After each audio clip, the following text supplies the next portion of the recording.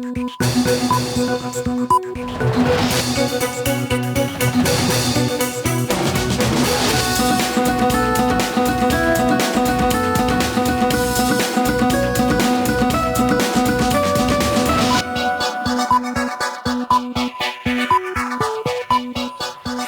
স্বাগত দুপুরের মাছরাঙা সংবাদে। আপনাদের সঙ্গে আছি আমি সুমাইয়া সাজ্জাদ। শুরুতেই গার্ডিয়ান লাইফ ইন্স্যুরেন্স সংবাদ শিরোনাম। ডাকসু নির্বাচনের মনোনয়নপত্র জমা দেওয়ার শেষ দিন আজ। ছাত্রদলের প্যানেল ঘোষণা, ভিপি প্রার্থী আবিদুল ইসলাম খান, জিএস হামিম। অসংক্রামক রোগ প্রতিরোধে ৩৫ মন্ত্রণালয়ের যৌথ ঘোষণাপত্র সই, সমন্বিত উদ্যোগে জোরদারের আহ্বান প্রধান উপদেষ্টার। চালু হলো তিস্তা নদীর উপর নবনির্মিত মাওলানা ভাসানী সেতু, গাইবান্ধার সঙ্গে অনেক কমছে কুড়িগ্রাম ও ঢাকার দূরত্ব। শুনছিলেন শিরোনাম, এবার বিস্তারিত। ঢাকা বিশ্ববিদ্যালয়ের কেন্দ্রীয় ছাত্র সংসদ ডাকসু নির্বাচনের মনোনয়নপত্র জমা দেওয়ার শেষ দিন আজ। বিকেল ৫টা পর্যন্ত প্রার্থীরা মনোনয়ন জমা দিতে পারবেন। সকালে সিনেট ভবনে এসে ব্যক্তিগতভাবে অনেক শিক্ষার্থী মনোনয়নপত্র জমা দেন। এর আগে নির্বাচনের মনোনয়নপত্র সংগ্রহের সময় একদিন বাড়ানো হয়। ১৮ আগস্ট শেষ দিন থাকলেও তা বাড়িয়ে ১৯ আগস্ট করা হয়। ডাকসু নির্বাচনে মোট ৬৪৮ জন প্রার্থী মনোনয়নপত্র তুলেছেন। বেলা ১২টা পর্যন্ত প্রায় ১০০ জন মনোনয়নপত্র জমা দিয়েছেন। আজ শেষ দিনে ডাকসু নির্বাচনে প্যানেল ঘোষণা করেছে জাতীয়তাবাদী ছাত্রদল। তাদের ভিপি প্রার্থী আবিদুল ইসলাম খান ও জিএস প্রার্থী তানভীর নবী হামিম, এজিএস তানভীর আল হাদি মায়েদ। আমরা ছাত্র সমাজের প্রত্যাশা অনুযায়ী আমরা তুলনামূলক জুনিয়র এবং ছাত্র সমাজের পরিচিত মুখ এবং জনপ্রিয় নেতৃত্বকে বাছাই করেছি এবং আমি আপনাদের সামনে একটি বিষয় স্পষ্ট করছি, এটি শুধুমাত্র ছাত্রদল কেন্দ্রীয় সংসদ এবং ঢাকা বিশ্ববিদ্যালয়ের ছাত্রদল গণতান্ত্রিক প্রক্রিয়ায় আমরা এই প্যানেল নির্বাচিত করেছি। ডাকসু নির্বাচনে মনোনয়ন ফর্ম দাখিলের সবশেষ পরিস্থিতি ঢাকা বিশ্ববিদ্যালয় থেকে সরাসরি জানাচ্ছেন সিনিয়র রিপোর্টার মাহমুদুল হাসান। মাহমুদ, আজ তো দাখিলের শেষ দিন, এখন পর্যন্ত কয়জন ফর্ম দাখিল করেছেন এবং ছাত্র নেতারা কি বলছেন?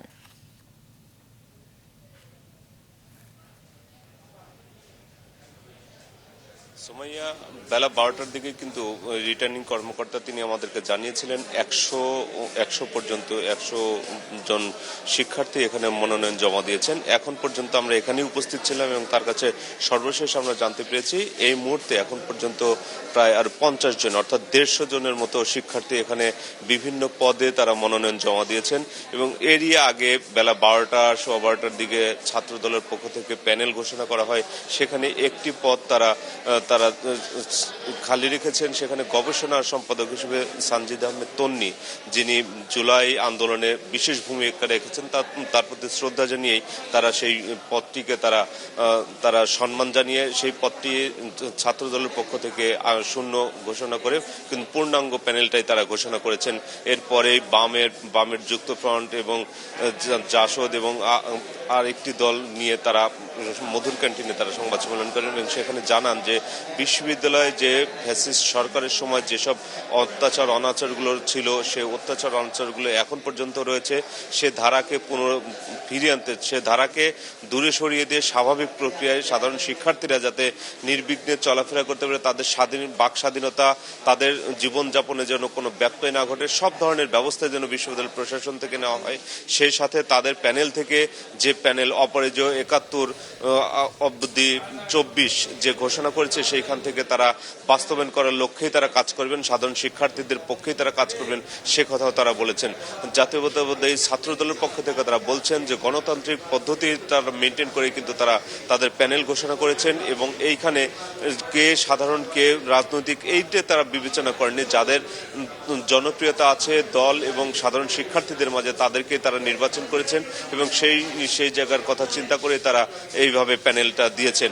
এর আগে এই বেলা ৩টার দিকে উমামার সাথে যারা বামের যারা প্যানেল ঘোষণা করবেন তারাও কিন্তু 3টার দিকে এই সংবাদ সম্মেলন করবেন এবং তারা ওই সময় জানাবেন যে আসলে এই ক্যাম্পাসে ঢাকা বিশ্ববিদ্যালয়ের ডাকসু নির্বাচনে কতটা স্বাধীন হলে সাধারণ শিক্ষার্থীর জন্য আসলে খুব সহজ হয়ে যাবে চলাফেরা, সেই বিষয়ে তারা আসলে এখানে জানাবেন।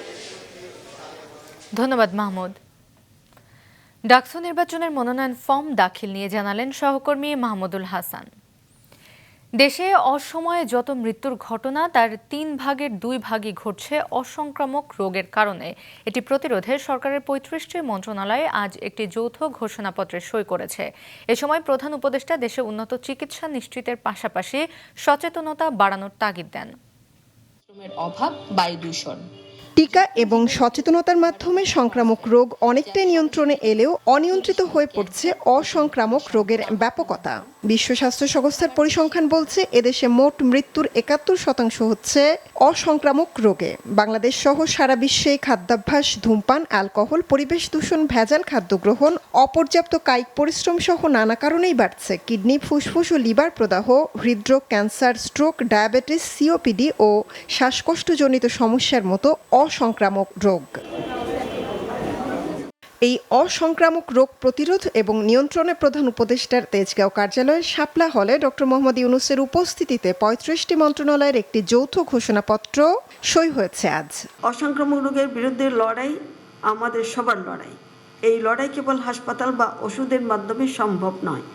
এটি হবে সচেতনতা, শিক্ষা, জীবনযাপনের পরিবর্তন সমন্বিত নীতির মাধ্যমে। এ সময় প্রধান উপদেষ্টা জানান, চিকিৎসা ব্যয় মেটাতে মানুষ সর্বশান্ত হওয়ার পাশাপাশি বিপুল অঙ্কের টাকা চলে যাচ্ছে বিদেশে। তাই দেশেই উন্নত চিকিৎসা নিশ্চিতের পাশাপাশি এই রোগ প্রতিরোধ ও প্রতিকারে সচেতন হওয়া জরুরি। এজন্য আজকের যৌথ ঘোষণাকে গুরুত্বপূর্ণ উল্লেখ করেন তিনি। অসংক্রামক রোগ হলে মানুষ উচ্চ চিকিৎসা ব্যয়ের মুখোমুখি হতে বাধ্য হয়। কোনো কোনো ক্ষেত্রে বিদেশ থেকে অতি উচ্চ মূল্যে চিকিৎসা নেওয়ারও প্রয়োজন হয়। আমাদের বিপুল অঙ্কের টাকা চলে যায় বিদেশে এইসব রোগের চিকিৎসা খাতে। অসংক্রামক রোগের চিকিৎসা ব্যবস্থাপনা যেমন উন্নত হওয়া জরুরি, তেমনি রোগগুলো যেন কম হয় অথবা একেবারেই না হয়, সেজন্য উপযুক্ত জনসচেতনতা এবং প্রতিরোধ এবং নিয়ন্ত্রণ ব্যবস্থা গড়ে তোলা দরকার। যৌথ ঘোষণা বাস্তবায়নে সরকারি বেসরকারি উদ্যোগের পাশাপাশি আঞ্চলিক ও বৈশ্বিক কারিগরি সহায়তা প্রয়োজন উল্লেখ করে বিশ্ব স্বাস্থ্য সংস্থা সহ অন্যদের এগিয়ে আসার আহ্বান জানান ডক্টর ইউনূস। যৌথ ঘোষণা বাস্তবায়নে সরকারের পাশাপাশি দরকার বেসরকারি উদ্যোগ, দরকার আঞ্চলিক ও বৈশ্বিক কারিগরি সহযোগিতা। আমি আশা করছি স্বাস্থ্যসেবা বিভাগ ও স্বাক্ষরকারী মন্ত্রণালয়গুলো সহযোগিতা করবে, বিশ্ব স্বাস্থ্য সংস্থার প্রয়োজনীয় সাপোর্ট দেবে। তরুণ প্রজন্মকে স্বাস্থ্যসম্মত জীবনযাপন এবং দায়িত্বশীল নাগরিক আচরণ প্রতিষ্ঠার মাধ্যমে উদ্যোগটিকে সামাজিক আন্দোলনে পরিণত করার আহ্বান জানান প্রধান উপদেষ্টা। এটি হবে অগ্রগতির একটি নতুন। মৌমিতা জান্নাত, মাছরাঙা সংবাদ, ঢাকা। গাইবান্ধার সুন্দরগঞ্জে তিস্তা নদীর উপর 1490 মিটার দীর্ঘ মাওলানা ভাসানী সেতুর উদ্বোধন করা হয়েছে। দুপুরে সেতুটি উদ্বোধন করেন স্থানীয় সরকার, পল্লী উন্নয়ন ও সমবায় মন্ত্রণালয়ের উপদেষ্টা আসিফ মাহমুদ সজীব ভুইয়া। উদ্বোধনের পরপরই যান চলাচলের জন্য খুলে দেওয়া হয়েছে সেতুটি। এর মাধ্যমে সুন্দরগঞ্জ উপজেলার পাঁচপীর বাজারের সঙ্গে কুড়িগ্রামের চিলমারী উপজেলার সদরের সড়ক যোগাযোগ তৈরি হলো। এর ফলে গাইবান্ধার সঙ্গে কুড়িগ্রামের দূরত্ব কমেছে 40 থেকে 60 কিলোমিটার। এছাড়া ঢাকার সঙ্গে চিলমারির দূরত্ব কমেছে প্রায় 135 কিলোমিটার। সেতুটি নির্মাণে খরচ হয়েছে 925 কোটি টাকা। অসুস্থ রোগীদেরকে খুব তাড়াতাড়ি সহজে হাসপাতালে নেওয়ার ক্ষেত্রে একটা বিশাল অবদান রাখবে। আর অত্র অঞ্চল এই নদী বেষ্টিত হওয়ায় ব্যবসা বাণিজ্যে একটু ঘাটতি বা তাদের একটু কষ্টসাধ্য হইতো, সে ব্যবসা বাণিজ্যটা এখন সফলভাবে করতে পারবে। এই রুটটা ঢাকা যাওয়ার পথে অনেক সুবিধা হবে মানুষের। এই তিস্তা ব্রিজ হওয়ার কারণে নদী ভাঙ্গন প্রধানত রোধ হয়েছে। নদী ভাঙ্গন রোধ হওয়ার কারণে তিস্তা পাড়ের মানুষগুলো যারা বিভিন্নখানে ছোটাছুটি করতো বা বিভিন্নখানে যাইতো, তারা আবার এখানে ব্যাক করছে, মানে ফিরে আসছে। জুলাই আগস্টে মানবতা বিরোধী অপরাধের মামলায় সাবেক প্রধানমন্ত্রী শেখ হাসিনা ও সাবেক স্বরাষ্ট্রমন্ত্রী আসাদুজ্জামান খান কামাল সহ 3 জনের বিরুদ্ধে আজ 6ষ্ঠ দিনের সাক্ষ্য গ্রহণ চলছে। আন্তর্জাতিক অপরাধ ট্রাইব্যুনাল একের চেয়ারম্যান বিচারপতি মোহাম্মদ গোলাম মুর্তজা মজুমদারের নেতৃত্বাধীন ট্রাইব্যুনালে সাক্ষ্য গ্রহণ চলছে। মামলার একমাত্র গ্রেফতার আসামি এবং রাজসাক্ষী পুলিশের সাবেক আইজি চৌধুরী আবদুল্লাহ আল মামুনকে সকালে ট্রাইব্যুনালে হাজির করা হয়। আজ মানবতা বিরোধী অপরাধের মামলায় সাক্ষ্য দিয়ে শেখ হাসিনা সহ 4 জনের ফাঁসি চেয়েছেন রাজধানীর ন্যাশনাল ইনস্টিটিউট অফ নিউরোসায়েন্স ও হাসপাতালের সহযোগী অধ্যাপক মাহফুজুর রহমান। এ মামলায় গত 10 জুলাই সাবেক প্রধানমন্ত্রী শেখ হাসিনা, সাবেক স্বরাষ্ট্রমন্ত্রী আসাদুজ্জামান খান কামাল ও সাবেক আইজিপি চৌধুরী আব্দুল্লাহ আল মামুনের বিরুদ্ধে অভিযোগ গঠন করে বিচার শুরুর আদেশ দেন ট্রাইব্যুনাল। এদিকে একই ট্রাইব্যুনালে আজ রাজধানীর চাংখারপুল আনাস সহ 6 জনকে হত্যা মামলার 4র্থ দিনের সাক্ষ্য গ্রহণের কথা রয়েছে। চট্টগ্রাম বন্দর থেকে 2 দিনের মধ্যে অফডকগামী কন্টেইনার ডিপোতে স্থানান্তর ও সেখান থেকে খালাসের নির্দেশ দিয়েছে জাতীয় রাজস্ব বোর্ড। চট্টগ্রাম থেকে বিস্তারিত মোহসেনাত শিহাবের রিপোর্টে ক্যামেরায় ছিলেন সঞ্জীব দে বাবু। জাতীয় রাজস্ব বোর্ড এনবিআর চট্টগ্রাম বন্দর থেকে ইনল্যান্ড কন্টেইনার ডিপো বা অফডকগামী কন্টেইনারগুলো একই দিনে নির্ধারিত ডিপোতে সরানোর নির্দেশ দিয়েছে। রবিবার এ নির্দেশনায় বলা হয়, কোনো চালানের সব কন্টেইনার প্রথম দিনে সরানো সম্ভব না হলে দ্বিতীয় দিনের মধ্যে অবশ্যই তা শেষ করতে হবে। শুল্ক হার কম এমন 65টি পণ্য এই নির্দেশনার আওতাভুক্ত হবে। উন্নত বিশ্বের সাথে তাল মেলাতেই এমন সিদ্ধান্ত বলে জানিয়েছেন চট্টগ্রাম কাস্টমসের জয়েন্ট কমিশনার মোহাম্মদ মারুফুর রহমান। তবে এটি বাস্তবায়নযোগ্য কিনা এমন প্রশ্নে সব পক্ষের সঙ্গে আলোচনার কথা বলেন এই কর্মকর্তা। পৃথিবীর উন্নত যে বন্দরগুলি রয়েছে সেখানে বন্দরের মধ্যে কোনো পণ্য চালান স্টাফিং আনস্টাফিং বা কায়িক পরীক্ষা সংঘটিত হয় না।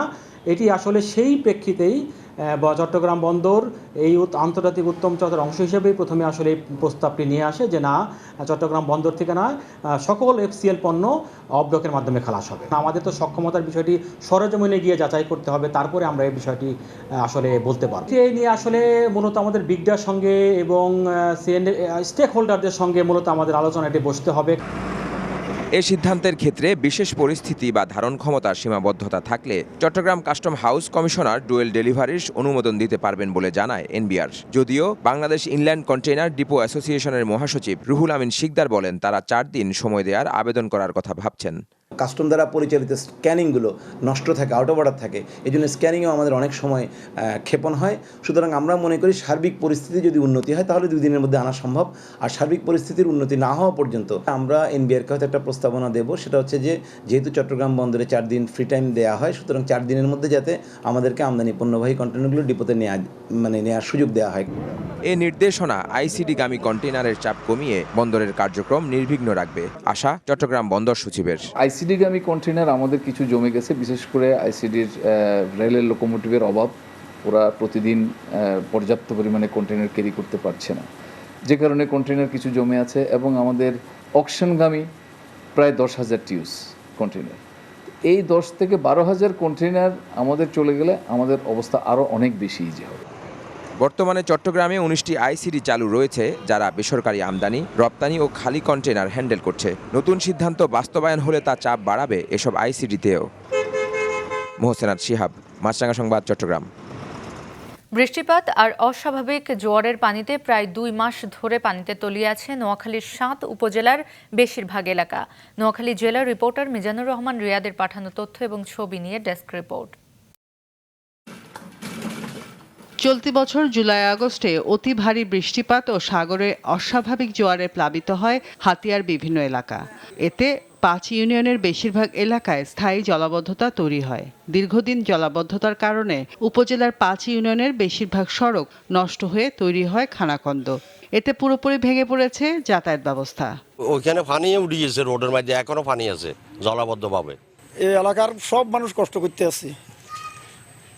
আমাদের তো কোনো এরকমের কোনো চেয়ারম্যান মেম্বার, কোনো সরকারের কোনো কেউ থেকে হইতেছে না এই রাস্তাগুলো। টিনু সাহেব তো কোনোদিন দেখেন না। একবার ঢুকলে কলিজা গুদা ব্যথ হয়ে যায়, তারপর গাড়ির এক্সারসাইজ নষ্ট হয়ে যায়, আর যুক্ত মন ছান আছে। ভোগান্তি কমাতে নিজ উদ্যোগে ভাঙা সড়কে ইটের খোয়া ফেললেও এখনো সরকারিভাবে কোনো ব্যবস্থা নেওয়া হয়নি বলে জানান স্থানীয়রা। এলাকার মানুষজন স্বতঃস্ফূর্তভাবে এখানে এসে আমাদের সাথে স্বেচ্ছাশ্রমের মাধ্যমে কাজগুলো আমাদেরকে সহজ করতেছেন। লাইনের সহযোগিতায় মোটামুটি কিছু ইটের কোনা টোনা ফালানে এখন কিছুটা কাদা পরিপূর্ণ হয়েছে। কিছু ইট দেওয়ার কারণে এখন মোটামুটি রিক্সা টিক্সা চলাচল করতে পারবে, মানুষ বাইসাইকেল দিয়ে চলাচল করতে পারবে, যাতায়াতে মোটামুটি সুবিধা হয়েছে। স্থানীয় সরকার ও প্রকৌশল অধিদপ্তরের উপজেলা প্রকৌশলী জানান, দ্রুত তালিকা করে ব্যবস্থা নেওয়া হবে। আমাদের এই নিম্নচাপ এবং রিসেন্ট বর্ষার কারণে আমাদের প্রায় এই উপজেলাতে 33 কিলোমিটার বা তার অধিক রাস্তা ক্ষতিগ্রস্ত হয়েছে, সেজন্য আমরা ওই রাস্তাগুলোর লিস্ট অলরেডি আমাদের জেলা অফিসে পাঠাইছি। তো ঊর্ধ্বতন কর্তৃপক্ষের সাথে যোগাযোগ সাপেক্ষে জেলা অফিস ব্যবস্থা নেবে। দুর্যোগে বারবার ক্ষতিগ্রস্ত হওয়া সড়কগুলো টেকসই করে নির্মাণের দাবি স্থানীয়দের। মাছরাঙা, নিউজ ডেস্ক। খরচ কম হওয়ায় পান চাষে আগ্রহ বাড়ছে শেরপুরের কৃষকদের। অন্যদিকে দিনাজপুরের হিলিতে পানের ফলন ভালো হলেও দাম না পাওয়ায় ক্ষতির মুখে পড়েছেন চাষিরা। জেলা রিপোর্টারদের পাঠানো তথ্য ছবি নিয়ে ডেস্ক রিপোর্ট। খরচ কম ও লাভজনক হওয়ায় শেরপুরে বাড়ছে পান চাষ। জেলা সদরের সূর্যদি, রৌহা, কামারিয়া সহ নকলা উপজেলার প্রায় 2000 পরিবার পান চাষের সাথে জড়িত।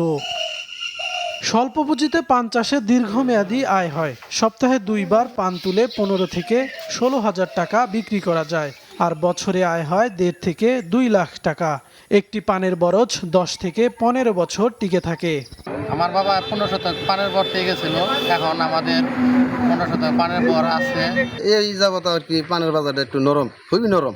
4-5 মাস ধরে 30 টাকা বিরা আমরা পান ব্যস্ত আছি। এ জেলার উৎপাদিত পানের মান ভালো হওয়ায় এখান থেকে পান কিনে দেশের বিভিন্ন বাজারে বিক্রি করেন পাইকাররা। সপ্তাহে 3 দিন বাজার বসে এবং অনেক দূর দূরান্ত থেকে পাইকার পত্র আসে। লক্ষ লক্ষ টাকার পান বেচে কিনা হয় এবং কি এই এলাকায় পানের চাষ, অতিরিক্ত পানের চাষ হয়। পান চাষকে অধিক লাভজনক করতে কৃষকদের নিয়মিত পরামর্শ দেওয়ার কথা জানিয়েছে কৃষি বিভাগ। আমরা কৃষি বিভাগের পক্ষ থেকে কৃষকদেরকে পান চাষে কারিগরি সহায়তার পাশাপাশি পান চাষের জন্য প্রণোদনা দেয়, সেই জন্য আমরা আমাদের কার্যালয় থেকে পান চাষিদেরকে প্রণোদনা আওতায় আনার জন্য প্রস্তাবনা প্রেরণ করব। এবছর শেরপুর সদর ও নকলা উপজেলায় 33 হেক্টর জমিতে পান চাষ হয়েছে। এদিকে দিনাজপুরের হাকিমপুরে পানের ফলন ভালো হলেও দাম না পাওয়ায় ক্ষতির মুখে পড়েছেন চাষিরা। অন্যদিকে দাম পাওয়ার বিষয়ে কৃষি বিপণন অধিদপ্তর ভালো ভূমিকা রাখবে দাবি কৃষি বিভাগের। 1 পোয়া পান ভাঙ্গে নিতে লেবার দিতে হয় 200 টাকা, আর বিক্রি করতেছি 150 টাকা। এটা চিকন পান, আর মোটা পান বিক্রি করছি 1200 টাকা। তে আমরা কেউ চিকন পান গাড়ি থুয়ে আসতে হয় হাটে। পান খেতে যদি সরকার আমাদেরকে একটু ভর্তুকি দিত তাহলে আমরা উপকৃত হতাম। পান চাষ বাড়াতে কৃষকদের প্রশিক্ষণ সহ সব ধরনের সহযোগিতার কথা জানিয়েছে উপজেলা কৃষি কর্মকর্তা। একটা পানের বরজ আসলে 5 থেকে 7 বছর পর ওইটা আবার রিঅ্যারেঞ্জ করা দরকার বা ওইখান থেকে শিফট করা দরকার, যেটা আসলে আমাদের কৃষক ভাইরা করে না। তো আমরা সেই পরামর্শগুলো আসলে কৃষক ভাইদেরকে দিচ্ছি। এবছর হাকিমপুর উপজেলায় 40 হেক্টর জমিতে পান চাষ হয়েছে। কাউসার আহমেদ, মাছরাঙা, নিউজ ডেস্ক। খেলার খবর। আজ থেকে সিলেটে প্রস্তুতি শুরু করেছে বাংলাদেশ ক্রিকেট দল। গতরাতে ঢাকা থেকে সিলেট পৌঁছায় টাইগাররা। এশিয়া কাপকে সামনে রেখে কদিন আগে ঢাকায় শুরু হয় ফিটনেস এবং স্কিল ট্রেনিং। সিলেটে হবে মূল প্রস্তুতি। মিরপুরের উইকেট আদর্শ না হওয়ায় সিলেটকে বেছে নিয়েছে টিম ম্যানেজমেন্ট। এশিয়া কাপের আগে সিলেটেই নেদারল্যান্ডসের বিপক্ষে 3টি টি20 খেলবে লাল সবুজ দল। 30 আগস্ট শুরু হতে যাওয়া এই সিরিজের জন্য এখনও দল ঘোষণা করেনি বিসিবি।